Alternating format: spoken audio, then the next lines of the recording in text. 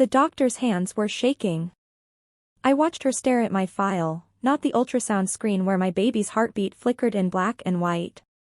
No, she was staring at the paperwork, at my husband's name printed in neat letters on the top of the page. Then she turned off the monitor, just switched it off mid-exam like someone had pulled a plug on my entire life. "Mrs. Mercer," she said, and her voice was barely a whisper. "I need to speak with you privately right now." She led me to her office, closed the door, locked it. I thought something was wrong with the baby. My heart was pounding so hard I could hear it in my ears. I couldn't breathe. I couldn't think. Then she said words that made my world collapse. "You need to leave your husband today before you go home. Get a divorce lawyer first." I laughed. Actually laughed out loud. "What? Why? We're having a baby together. We're happy. I don't understand." "That's exactly the problem." Her face was white as paper. "What I'm about to show you will change everything you think you know about your marriage. But let me start from the beginning because you need to understand how I ended up in that office 4 months pregnant. Learning my entire life was built on lies told by the man sleeping next to me every night. My name is Daphne Wilson. I'm 32 years old. I work as a marketing director at a boutique firm in Connecticut. And I come from what people politely call old money. My grandmother Eleanor passed away 5 years ago and left me her estate about $2.3 million in a trust plus the historic Wilson family home where 5 generations of women had lived, loved, and raised their children. I never flaunted it. I worked hard at my own career. I drove a 10-year-old Subaru and bought my coffee at the same place every morning. The inheritance was security, not identity. But it made me a target. I just didn't know it yet. I met Grant Mercer 4 years ago at my family's annual charity gala.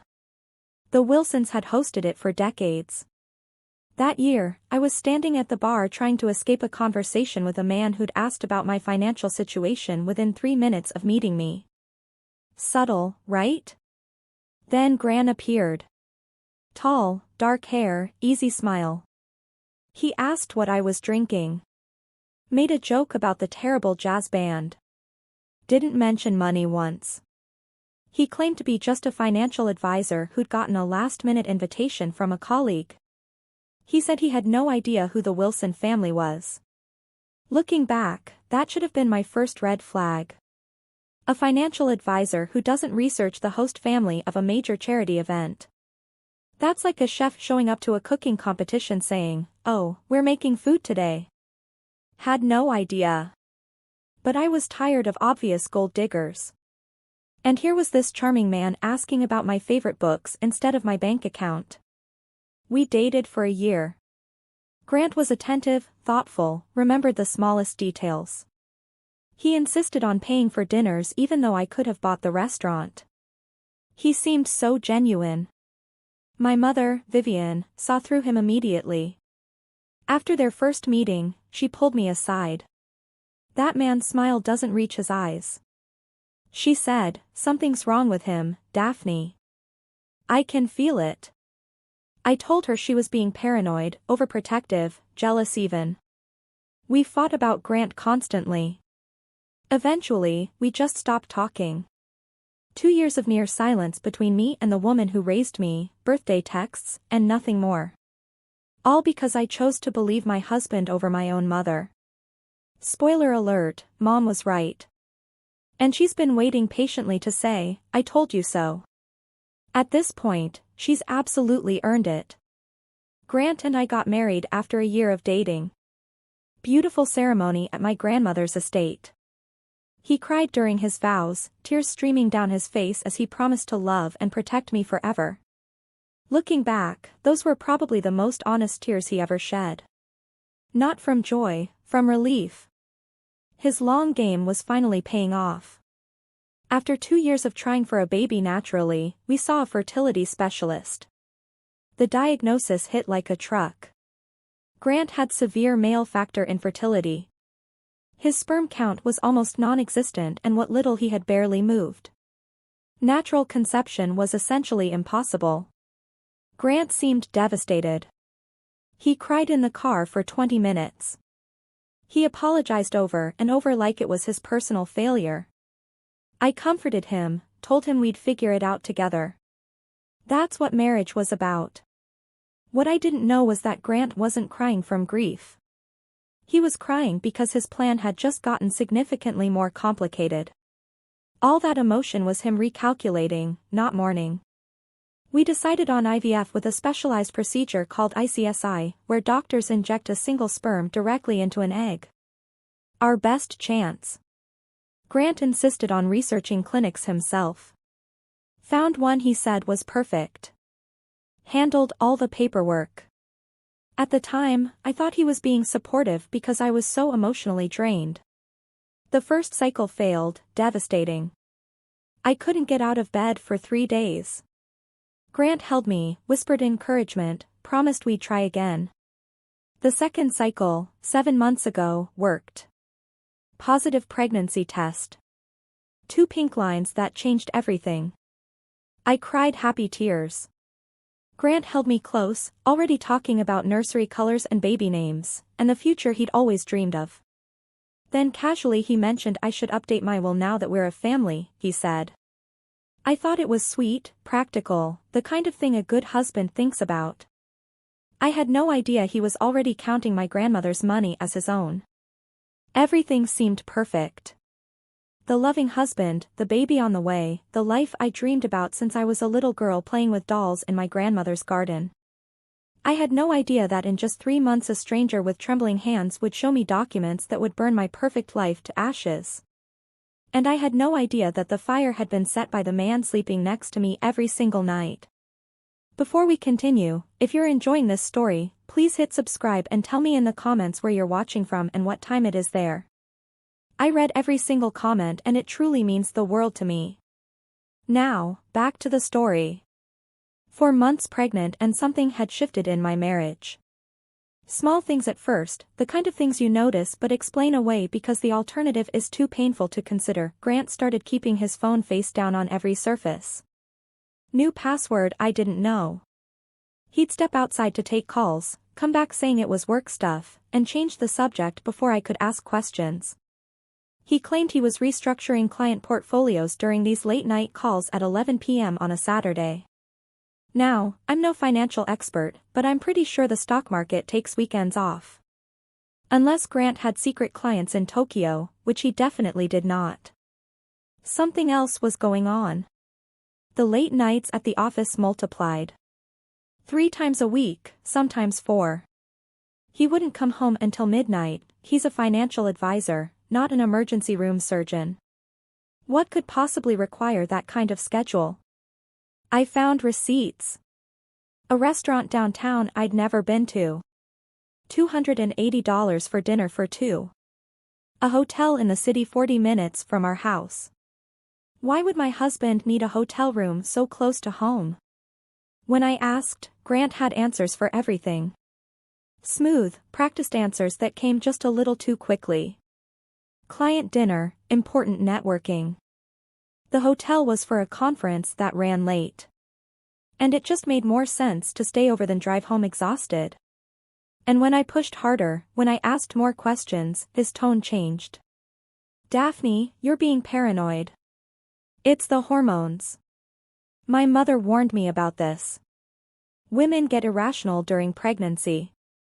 Don't turn into one of those wives. I felt ashamed for even asking. That's how good he was at this. He made me apologize for questioning him. The financial pressure intensified around the same time. Grant's requests about money became more frequent, more urgent, more creative. We should add me to your trust. What if something happens during delivery? I need to be able to access funds for the baby. It's just practical. Power of attorney is common sense. Every married couple does it. Unless you don't trust me, your grandmother's house is too big for us anyway. We should sell it. Invest the money properly. I know exactly which funds would maximize our returns. The man wanted me to sell my grandmother's home and let him invest the proceeds. This is the same man who insisted we needed 3 different streaming services because he couldn't remember which one had his shows. That's who I should trust with $2 million. Absolutely not. When I said no, gently and carefully, Grant's warmth evaporated. He became cold, distant. He started sleeping on the far edge of the bed, claiming I moved too much now that I was pregnant. The arguments became more frequent. He'd bring up the trust I'd refuse. He'd give me the silent treatment for days. His silent treatments lasted exactly until he got hungry. Funny how that worked. Apparently, his principles had a time limit, and that limit was an empty stomach. He barely touched me anymore. Blame my changing body. Said he didn't want to hurt the baby. It sounded caring on the surface. It felt like rejection in my bones. I tried to talk to him about it. He said I was being needy, hormonal, difficult. I started to wonder if the problem was me. One night, I woke up at 2 o'clock in the morning and Grant wasn't in bed. I found him in the kitchen, hunched over his phone, speaking in a hushed voice. I stood in the hallway and listened. "It's almost time," he was saying. "By spring, everything will be settled." Just need to wait until he saw me and hung up immediately. "Work emergency," he said. "Go back to sleep, honey." I didn't ask who has work emergencies at 2 a.m. about things being settled by spring. I was too tired, too pregnant, too desperate to believe my marriage was still okay. My best friend, Tara, came over for lunch the following week. She sat across from me at the kitchen table and watched me make excuse after excuse for Grant, his stress, his work pressure, his adjustment to becoming a father. Finally, she put down her fork and looked at me with those eyes that had known me since college. "Daff, listen to yourself. When's the last time you talked to your mom?" I didn't answer. "When's the last time Grant was actually happy to see you not performing happy? Not putting on a show for other people? Really genuinely happy to see you walk through the door?" I couldn't answer that either. "Trust your gut," Tara said. "Something is wrong here." I told her she was being dramatic, but that night I couldn't sleep. I kept thinking about Grant's phone, always face down, his late nights, his sudden obsession with getting access to my money. The way he looked at me sometimes when he thought I wasn't paying attention, like I was a math problem to solve, not a person to love.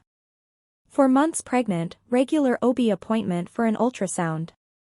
My usual doctor was on vacation, so I was scheduled with a colleague instead, Dr. Claire Brennan. I went alone. Grant had a client meeting he absolutely couldn't miss. Standard appointment, nothing special. I lay back on the exam table, cold gel on my belly, waiting to see my baby dancing on the screen like always. Dr. Brennan was pleasant and professional. She made small talk while setting up the equipment, asked how I was feeling, if the baby was moving much, all the normal questions. Then she opened my file, glanced at the paperwork, her face changed. She looked at my husband's name, looked at me, back at the name. I saw her hands start to tremble. She set down the ultrasound wand, reached over and turned off the monitor completely. "Mrs. Mercer," she said, and her voice was barely above a whisper. "I need to speak with you privately right now." I thought something was wrong with the baby. Every worst-case scenario flooded my mind in 3 seconds flat. She walked me to her office, closed the door, locked it behind us, and then she said words that cracked my entire world wide open. "I know what your husband did, and I have proof." She pulled a folder from her desk drawer. Her hands were still shaking as she opened it. "My younger sister works at your fertility clinic," she said. 3 weeks ago, she came to me crying. She told me everything. When I saw your husband's name on your file just now, I recognized it immediately." Dr. Brennan took a deep breath. "Mrs. Mercer, I'm so sorry. But you need to see this before you go home, before he knows that, you know. She laid the folder open on her desk between us, and everything I thought I knew about my marriage, my pregnancy, and the man I loved turned to ash right in front of my eyes. Dr. Claire Brennan's younger sister, Molly, worked as a nurse at the fertility clinic, the same clinic my husband had so carefully researched for our IVF treatment, the clinic he insisted was perfect for us. Now I understood why he'd been so particular about that choice. Claire explained everything. Her voice steady even though her hands weren't. 3 weeks earlier, Molly had shown up at Claire's apartment close to midnight. She was sobbing so hard she could barely speak. She hadn't been sleeping. She'd lost weight. The guilt had been eating her alive for months, and she finally couldn't carry it anymore.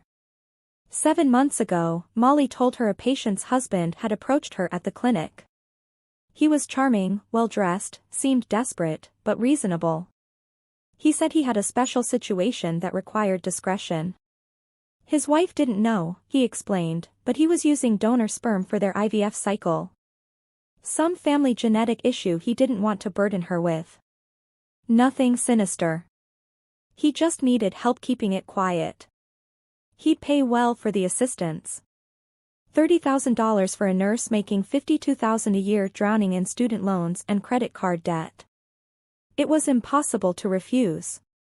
Molly helped switch the samples. Grant's sperm, which couldn't have produced a pregnancy anyway, was replaced with sperm from a paid donor. The embryologist was in on it, too. Grant had approached him separately with another payment. Between the two of them, the switch went undetected. The embryologist told Molly not to worry. The husband knows what he's doing. It's not our business what arrangements married couples make, but it ate at Molly, especially when she saw in the clinic records that the pregnancy was successful. Somewhere out there was a woman carrying a baby she believed was her husband's child. And it wasn't. The guilt destroyed her. She couldn't look at herself in the mirror. She called in sick constantly. She started having panic attacks at work.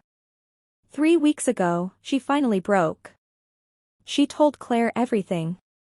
I sat in that office listening to Dr. Brennan explain how my husband had spent $50,000 to frame me for cheating on him. $50,000. That's more than he spent on our entire wedding, including the honeymoon. I guess I finally knew where his real priorities had always been. And they definitely weren't the open bar, but there was more. So much more. Claire laid out the complete scheme. The plan Grant had been building piece by piece for over a year. Phase 1 was already complete. Bribe the clinic staff. Switch the sperm samples. Make sure everyone stays quiet. Phase 2 was also complete. Wait for a successful pregnancy. Play the devoted, excited father-to-be. Build the perfect image. Phase 3 was planned for after the baby was born. Grant was going to have the embryologist alter the clinic records. The paperwork would be changed to show that our second IVF cycle failed. That way, it would appear we had conceived naturally afterward. Phase 4 was the trap. After the birth, Grant planned to suggest a DNA test. He'd frame it as something sweet and sentimental, proof of fatherhood to hang in the nursery, a celebration of our family. And Phase 5 was the kill shot. When the DNA test proved he wasn't the biological father, and when the medical records showed we had conceived naturally, he would have all the evidence he needed. His wife had cheated on him. The baby wasn't his. He was the victim. Our prenup had an infidelity clause. This is common in wealthy families. Protects the assets. If one spouse cheats, they owe the other spouse $500,000 in penalties. Plus, the cheating spouse forfeits any claim to the other's property. Plus, the wrong spouse can sue for additional emotional damages. Grant's endgame was crystal clear. He would walk away with $500,000 minimum. He'd destroy my reputation. He'd probably get more in a lawsuit. And I would have been so devastated, so confused, so desperate to protect my child that I wouldn't have fought back effectively. He was counting on my shame to make me compliant. He almost got away with it. Dr. Brennan pulled more documents from the folder. Molly had saved everything.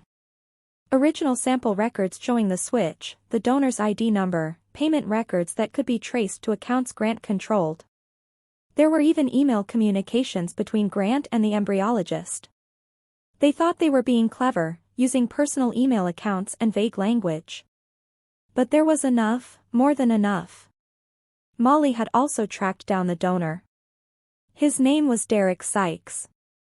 A 28-year-old graduate student who'd been paid $15,000 in cash. Normal sperm donation pays maybe a $100, sometimes $200. $15,000 should have been a massive red flag, but student loans don't pay themselves. Derek was told it was a private arrangement for a couple who wanted extra discretion. He had no idea he was part of a fraud.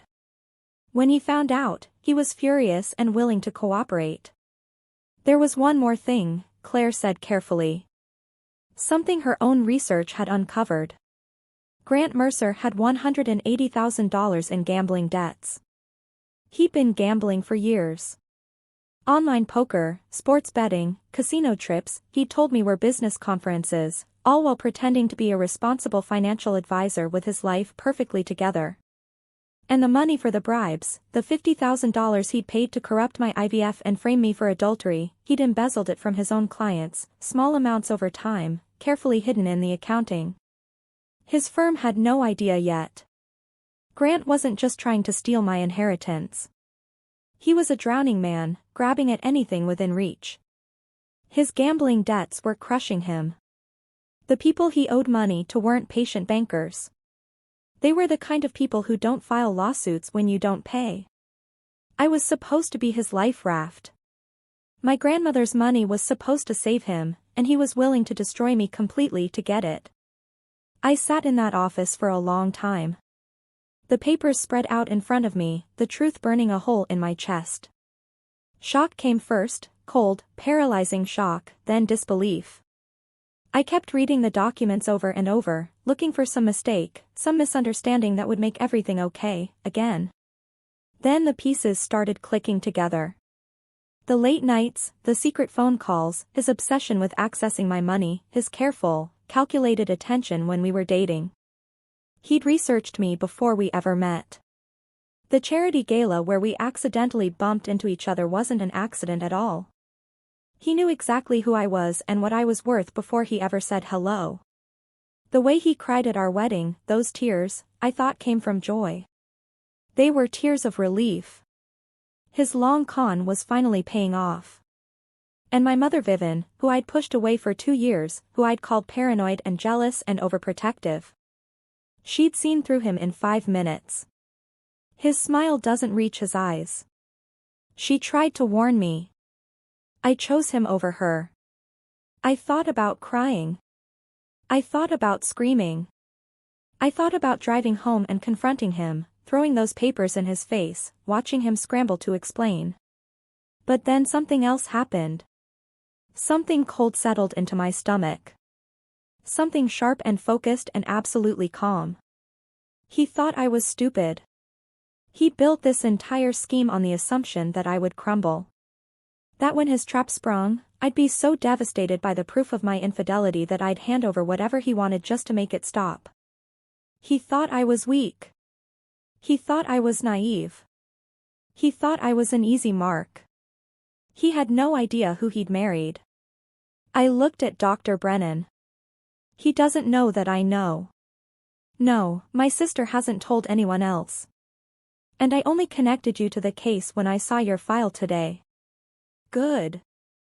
I gathered the documents carefully. I need copies of everything. And I need you to connect me with Molly directly. What are you going to do? I stood up. My hand rested on my belly on the baby who was completely innocent in all of this. A child who didn't choose their biology. A child I already loved, regardless of DNA tests or donor IDs or any of the ugliness swirling around their existence. My husband thinks he's been playing chess, I said. He thinks he's 3 moves ahead.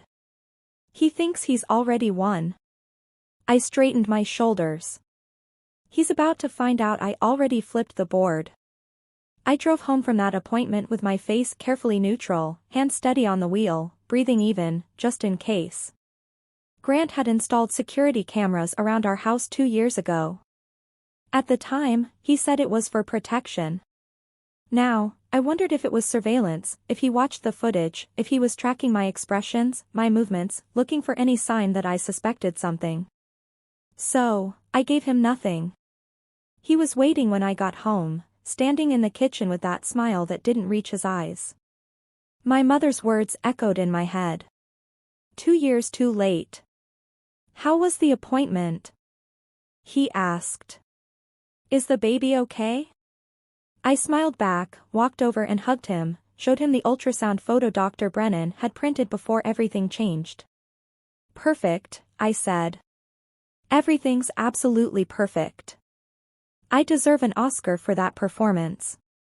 I smiled at him over dinner while mentally calculating how much his bail would be. I asked about his day while picturing him in an orange jumpsuit. I even laughed at his joke about baby names. It wasn't funny at all, but I committed to the role like my life depended on it, because in a way, it did. I apologized for being paranoid lately. Blamed the hormones, used the same excuse he'd thrown at me for months. His whole body relaxed when he heard it. The tension in his shoulders melted away. He thought he was still winning. He thought his plan was still on track. That night, he slept soundly beside me. I lay awake until 3 o'clock in the morning, staring at the ceiling, planning his destruction. The next morning, I called in sick to work. Then I drove 2 hours to a different city, checking my mirrors constantly to make sure I wasn't followed.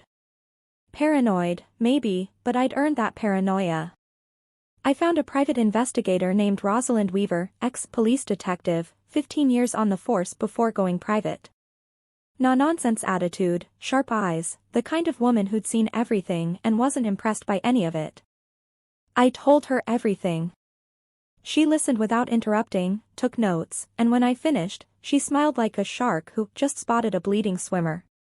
Your husband made a lot of mistakes, she said. Arrogant men always do.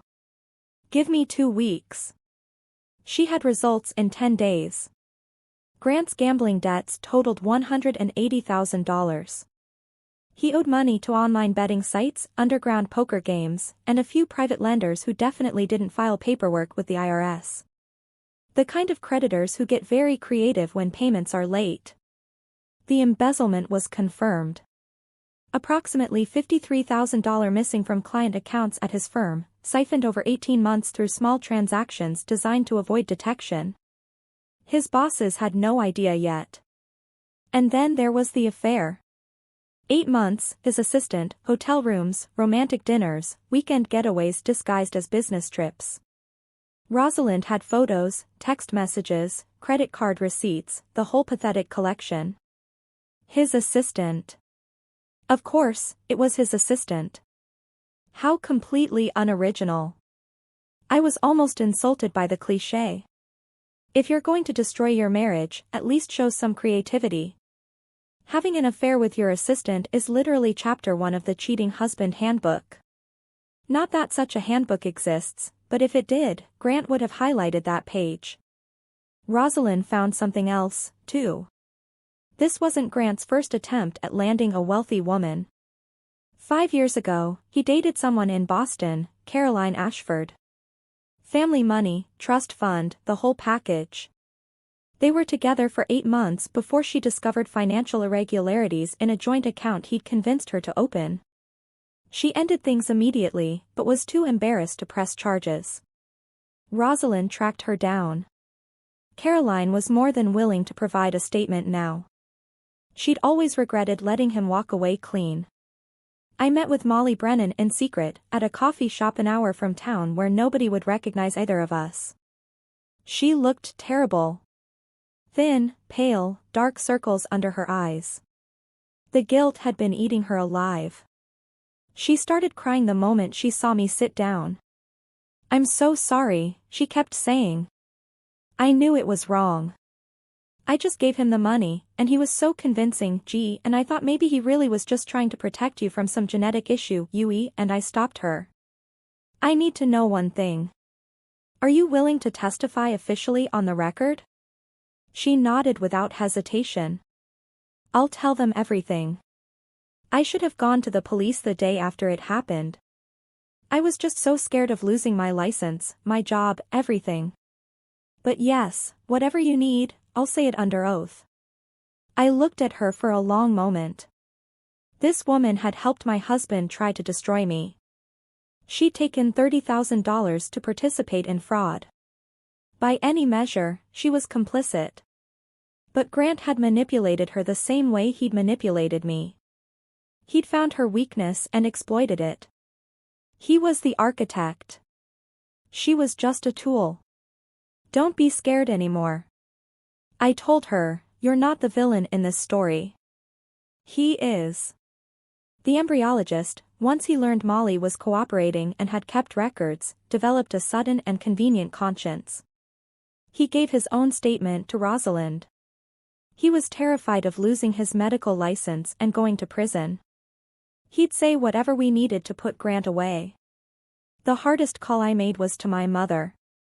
2 years of near silence. 2 years of choosing Grant over her. I'd defended him when she questioned his motives. I'd stopped inviting her to holidays. I'd called her jealous, paranoid, unable to accept that I was happy and she'd been right about everything. The phone rang twice before she picked up. Daphne. Her voice was cautious, hopeful, like she'd been waiting for this call for 2 years, but didn't want to jinx it. Mom. My voice cracked on the word. You were right about everything about him. And I'm so sorry. I'm so sorry. There was a pause. I braced myself for the I told you so she'd earned. For the anger, the resentment, the hurt I'd caused by choosing a con man over the woman who raised me. Instead, she said, what do you need, sweetheart? She didn't gloat. She didn't remind me of every warning I'd ignored. She didn't point out that she'd tried to tell me for years. She just asked how she could help. That broke me more than anything else had. My mother is a retired attorney, specializing in estate law for 30 years before she stepped back.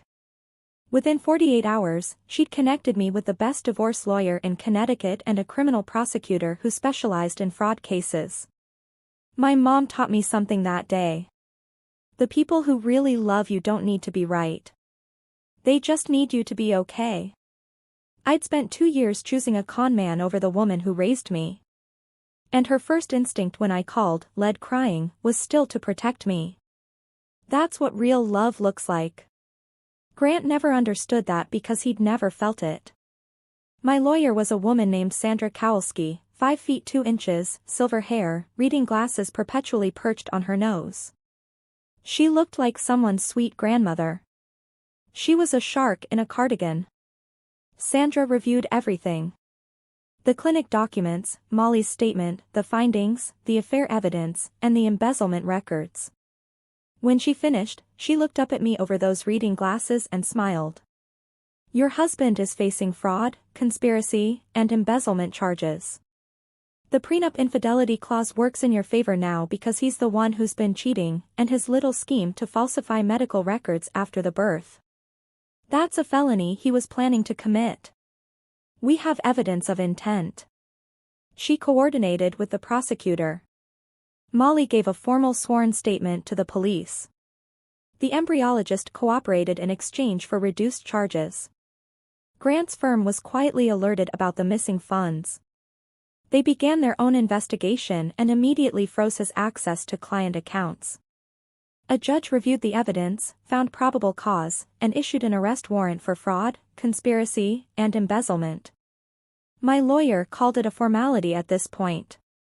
I called it the best piece of paper I'd ever seen in my life. 8½ by 11 in of pure karma. 6 weeks after that ultrasound appointment, I suggested to Grant that we throw a celebration, a baby moon party at my grandmother's estate. Both families, close friends, and an afternoon garden gathering to celebrate the baby coming soon.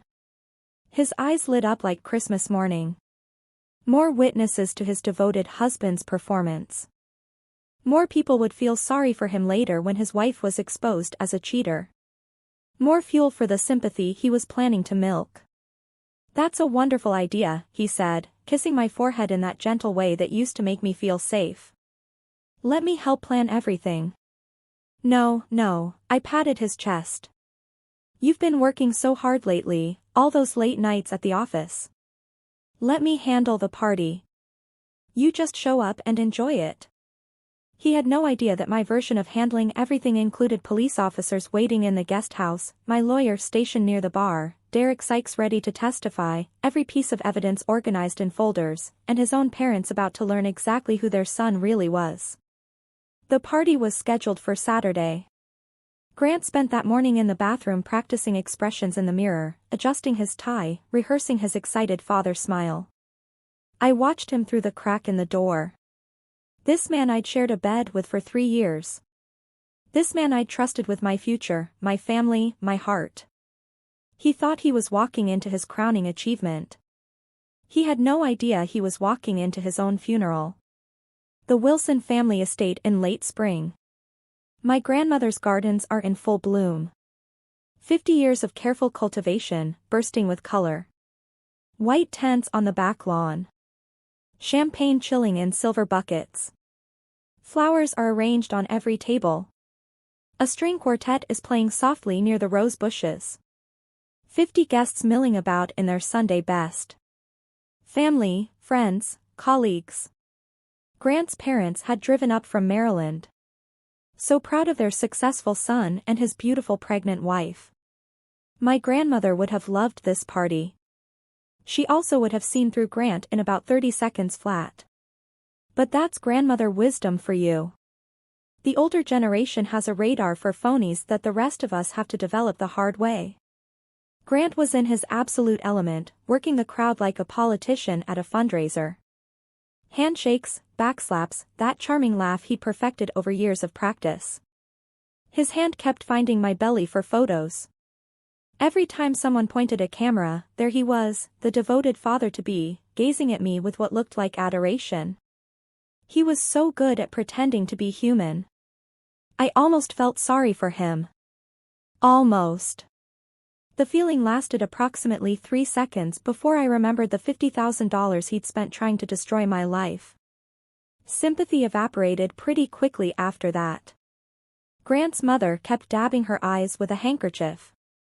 I always knew he'd make a wonderful father, she told anyone who would listen. Such a good boy, such a caring husband. His father walked around shaking hands, chest puffed out, proud of the family Grant was supposedly building. The legacy continuing, the Mercer name is carried forward. My own mother stood near the dessert table, watching Grant with the patient expression of a cat, observing a mouse that doesn't know it's trapped. She caught my eye across the lawn and raised her champagne glass slightly. Almost time. Around 3 o'clock, Grant did exactly what I knew he would do. He'd been dropping hints for weeks about wanting to celebrate fatherhood with a DNA test. Frame the results in the nursery, proof of their bond, so romantic, so meaningful, so completely staged. At the party, he brought it up again loudly, making sure plenty of people could hear. "You know what we should do, honey?" He pulled me close, arm around my waist, playing to the crowd. "I've been thinking. Let's get one of those DNA test kits. We can frame the results for the nursery. Proof that daddy and baby are connected forever. Wouldn't that be special?" Several guests made aw sounds. His mother dabbed her eyes again. I pretended to hesitate. "Oh, I don't know. That seems like a lot of trouble. Come on, it'll be amazing. We could even open the results right here, right now. Make it part of the celebration. What do you think, everyone?" Encouraging murmurs from the crowd. Someone said, "How sweet." Someone else mentioned they wish their husband were that thoughtful. Well, I looked around, playing the shy wife. If everyone thinks it's a good idea, Grant was practically glowing. This was his moment. The trap he'd spent over a year building was about to snap shut. He could already taste my money, my humiliation, my destruction. He just didn't realize whose neck was in the trap. If this story has you on the edge of your seat, please hit that like button. I love hearing your thoughts in the comments. Now, let's get to what you've been waiting for. Instead of pulling out a DNA kit, I walked toward the small platform we'd set up near the fountain, the one meant for toasts and speeches. I picked up the microphone. Grant smiled up at me from the crowd, champagne in hand. He was already rehearsing his shocked, devastated face, practicing the tears he'd cry when the truth came out about his cheating wife. "Thank you all for coming today," I said, my voice carrying across the lawn. "This party is supposed to be about celebration, about family, about truth." I found Grant's eyes in the crowd. "My husband said he wanted to reveal something special today, so I'm going to help him do exactly that." His smile flickered just for a second, the first crack in his performance. I reached under the podium and pulled out a folder. 3 months ago, I learned something about my husband that changed everything I thought I knew about my marriage. I want to share it with all of you today because Grant is right. This should be about truth. Grant's smile was frozen now. His champagne glass had stopped halfway to his lips. Grant and I struggled with fertility. His diagnosis meant natural conception was impossible for us. So, we did IVF at a clinic he chose. I held up the first document. These are the records from that clinic. The original records before anyone had a chance to alter them. I let that word hang in the air. Original. Grant's face went pale. These records show that my husband bribed 2 clinic employees to switch his sperm sample with donor sperm. He paid $30,000 to a nurse. He paid the embryologist, and he paid $15,000 to a young man named Derek Sykes. I gestured toward the edge of the crowd. Derek stepped forward, a 28-year-old grad student who thought he was helping an infertile couple, not participating in fraud. To provide the sperm that was used to conceive my child without my knowledge, without my consent. Gasps rippled through the crowd. Grant's mother grabbed his father's arm. Someone dropped a champagne glass, and it shattered on the patio stones. My husband's plan was simple, I continued. Wait until our child was born, demanded a DNA test, and when the results proved he wasn't the biological father, which he already knew would happen, he would accuse me of having an affair.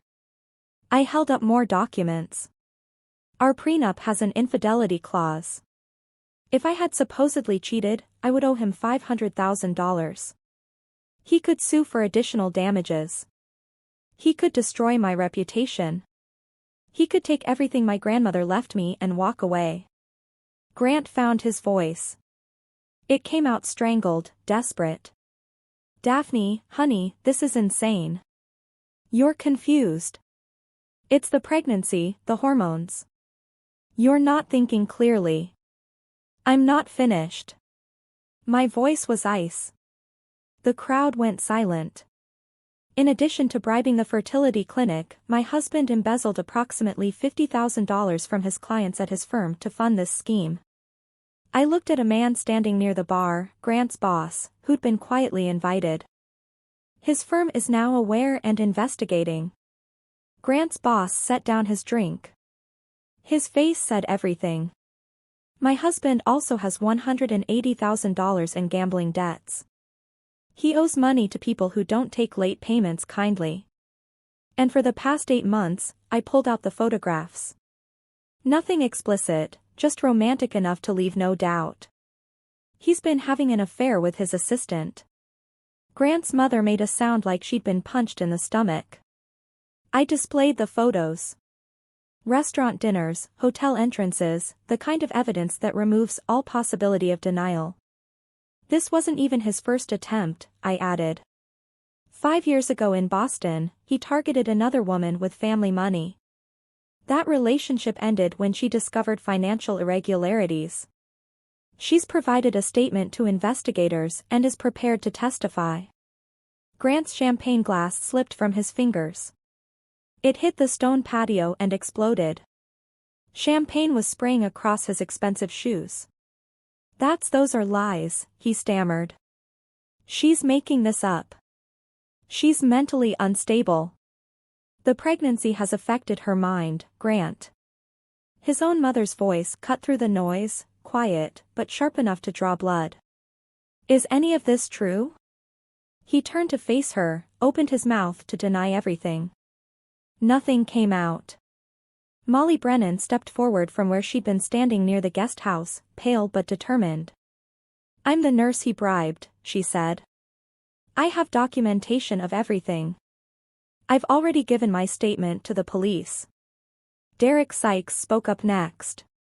He paid me $15,000 and told me it was a private arrangement. I had no idea I was part of a fraud until Mrs. Wilson's investigator contacted me last month. Grant looked around wildly at the faces of people who'd been laughing with him 10 minutes ago. His colleagues, his family, the society friends he'd worked so hard to impress. Everyone was staring at him like he was something rotting they just discovered on their shoe. Then 2 police officers stepped out from the guest house, walking calmly across the lawn. Grant Mercer. The first officer's voice was professionally neutral. You're under arrest for fraud, conspiracy, and embezzlement. You have the right to remain silent. Anything you say can and will be used against you in a court of law. They handcuffed him right there in front of everyone. His mother was sobbing now. His father refused to look at him, staring at the ground like he wished it would open up and swallow him. As they walked him toward the police car, Grant tried one last time, one final manipulation. Daphne, please. His voice cracked. We can work this out. I made mistakes, but I love you. I've always loved you. Don't do this. Think about our baby. Think about our family. I looked at him. Really looked at the man I'd shared my life with for 3 years. The man I defended to my own mother. The man who'd stood at an altar and promised to love and protect me while calculating how much he could steal.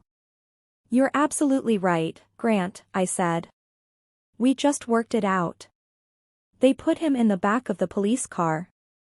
I watched it drive away down the long gravel path past the gardens my grandmother had planted half a century ago through the iron gates of the property Grant had wanted so desperately to own. 50 guests stood in absolute silence. Then my mother walked up and put her arm around my shoulders. I'm proud of you, she said quietly.